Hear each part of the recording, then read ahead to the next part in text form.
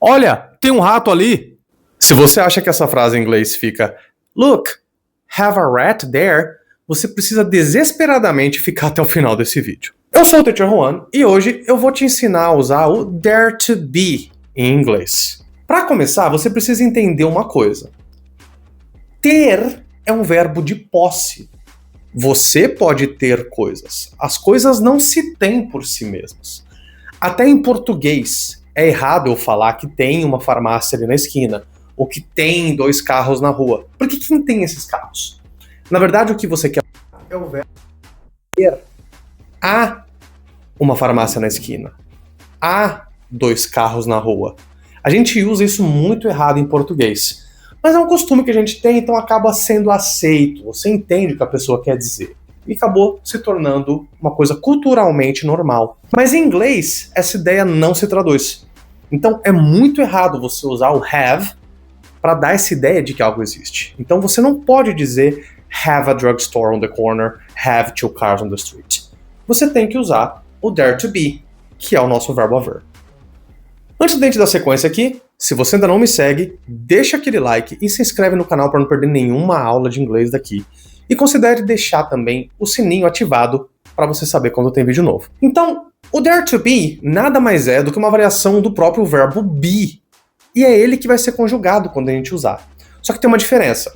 O verbo be eu conjugava com cada sujeito. I am, you are, he is e assim por diante. O dare to be, ele vai ter 2 formas no presente.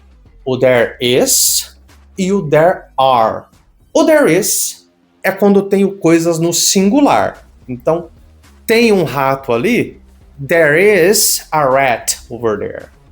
Que, na verdade, em português seria há um rato ali. Lembre-se disso. Tem 2 carros na rua? Há 2 carros na rua. There are 2 cars on the street. Como que fica negativa? Como a gente está trabalhando com o verbo be, não tem auxiliares. Então, there isn't a shopping mall near here. Não tem um shopping aqui perto. Não há um shopping aqui perto. There aren't many people here. Não há muitas pessoas aqui. E para fazer perguntas, eu vou só inverter o be com o there. Então, is there any food left? Tem alguma comida ainda? Sobrou alguma comida? Are there many people on the street? Há muitas pessoas na rua? Obviamente, se ele é um verbo, ele vai poder ser conjugado em qualquer outro tempo verbal. Só que a gente sempre vai fazer a conjugação do verbo be, único e exclusivamente. Então, no passado, com coisas singulares, o meu there is vira there was. There was a huge party last night. Houve uma grande festa ontem à noite. E o plural, there are, vira there were. There were many people at the party. Haviam muitas pessoas na festa. Negativa e pergunta segue a mesma lógica. There wasn't, there weren't. E para perguntar, was there, were there. Para falar de futuro, com a expressão going to, vou continuar seguindo essa lógica de singular e plural. Então, there is going to be a huge event next weekend. Haverá um grande evento semana que vem. There are going to be many people there. Haverão muitas pessoas lá. E a gente tem também a ideia dos tempos perfeitos. O present perfect, para ser mais preciso, que vai seguir essa nossa ideia de singular e plural. Então, there has been something going on. Tem havido algo acontecendo. There have been many problems lately. Tem havido muitos problemas ultimamente. Então, there has been, singular, there have been, plural. Negativa, there hasn't been, there haven't been. E pergunta, has there been, have there been. E aqui a gente começa a entrar nas partes onde não difere singular de plural, que é o trabalho com modal verbs ou tempos verbais que não tem essa diferenciação de terceira pessoa. Então, no past perfect, eu vou ter só uma forma. There had been. There hadn't been. Had there been. E com os modal verbs, eu também não tenho diferenciação de singular em plural. Então, pode haver, there can be Se você já assistiu Highlander, tem a famosa frase There can be only one. Só pode haver um. Com outros modal verbs, a mesma coisa. There will be, there must be, there should be, there could be, there may be, there might be, there shall be. There could be, poderia haver. There must be, deve haver. There should be, deveria haver. There may be, there might be, pode haver. Pode ser que haja. Né? There will be, haverá, e etc. Sempre seguindo a lógica de negativa e pergunta que a gente sempre tem que seguir. Então, there won't be, there can't be, there shouldn't be, there mustn't be. E para fazer as perguntas, will there be, can there be, should there be, e assim por diante.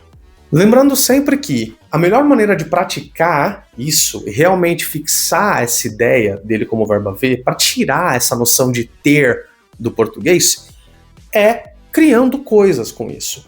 Então, pega essas variações todas que eu te dei aqui e tente criar frases com elas. Reveja as frases que você criou com frequência. De tempos em tempos, tente criar frases novas. Tente misturar coisas aleatórias que você aprende, como palavras, outras frases, e criar junto dessas estruturas com o Dare to Be. Então, se você aprendeu uma frase nova, ou se você aprendeu uma palavra nova, digamos que você aprendeu a palavra shelf, de prateleiras. Cria alguma frase que tenha a ver com a sua realidade usando o shelf e usando o Dare to Be. Por exemplo, there aren't any shelves in my room. Não há prateleiras no meu quarto. There are 2 shelves in my dining room. Há 2 prateleiras na minha sala de jantar. E assim por diante. Deixa aqui nos comentários se você já teve algum problema confundindo esse uso do Dare to Be e usando o have de maneira errada. E deixa aqui nos comentários também quais conteúdos você quer que eu aborde nas próximas aulas. Lembrando que eu sou professor particular. Se você tiver interesse em fazer aulas comigo, me procura no Instagram, @teacherjuansantiago, que lá nas DMs já tem algumas explicações das respostas automáticas sobre como que funcionam as aulas e sobre os valores. E se você tiver interesse, a gente conversa por lá e tenta casar as agendas aí para ver se a gente consegue fazer aula juntos. E caso você não tenha tempo para fazer uma aula num dia específico, num horário específico, eu ofereço também um serviço de imersão em inglês que vai fazer milagres com o seu domínio do idioma. Vou deixar um link aqui na descrição do vídeo para você saber mais. E caso você seja professor de inglês, vai no Hotmart e procura The Teacher's Awakening. É um material onde eu compilei 20 anos de experiência como professor e com outras coisas que eu já trabalhei com o idioma também, para ajudar você a ter aulas mais eficientes, eficazes e que façam com que você se destaque no mercado de trabalho dentre tantos outros professores para preparar aulas incríveis para os seus alunos e fazer com que eles aprendam de verdade. Gostou desse conteúdo? Deixa aquele like, ativa o sininho para não perder nenhuma aula aqui do canal e não esqueça de me seguir em outras redes sociais também que tem conteúdo diversificado em cada uma delas. Juan, I'm out.